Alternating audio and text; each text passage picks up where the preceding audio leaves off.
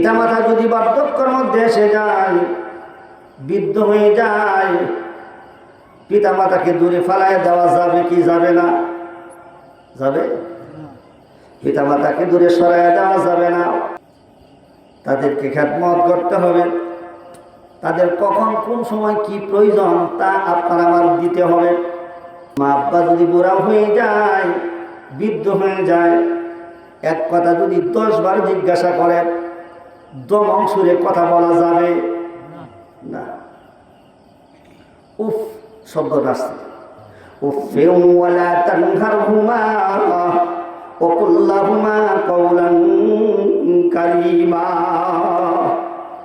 আল্লাহ পাক রব্বুল আলামিন বলেন, তোমার আব্বা আম্মা যদি এক কথা 2 বার জিজ্ঞাসা করে, তাদেরকে দমক সুরে কথা বলবা না, তাদেরকে আঘাত দিবা না। তারা যেন মুখ দিয়ে তোমার আচরণে উহ আহ ইস উচ্চারণ না করে, এমন ভাষায় তুমি কথা বলবা।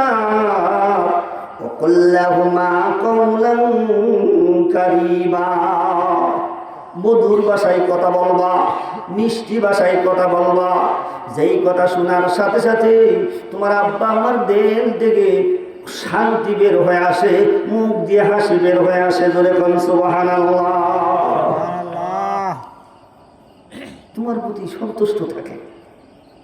আব্বা আম্মা যদি বেজার হয়ে যায়, আমার আল্লাহ আমি আল্লাহ পাকের কুদরতি আরশ বেজার হয়ে যায়। তোমার পিতামাতা যদি তোমার উপরে খুশি থাকে, রাজি থাকে, আমি আল্লাহ পাক রব্বুল আলামিনের আরশে আজিম তোমার উপরে রাজি এবং খুশি থাকে।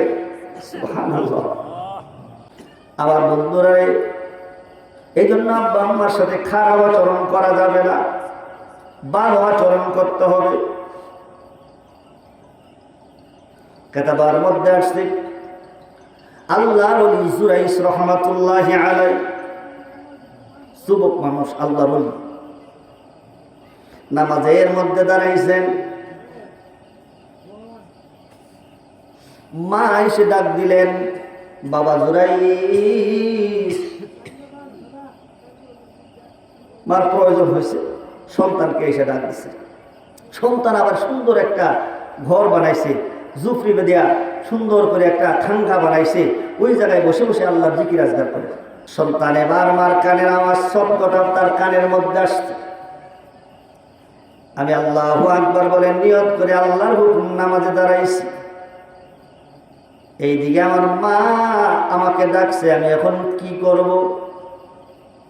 একদিকে হলো নামাজ, আরেকদিকে মা তাকে স্মরণ করছেন।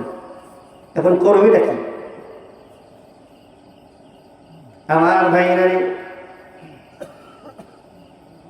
মার ডাকে তিনি সাড়া দিলেন না। ভাবতে ভাবতে তার নামাজটা শেষ হয়ে গেল, মা চলে গেছে।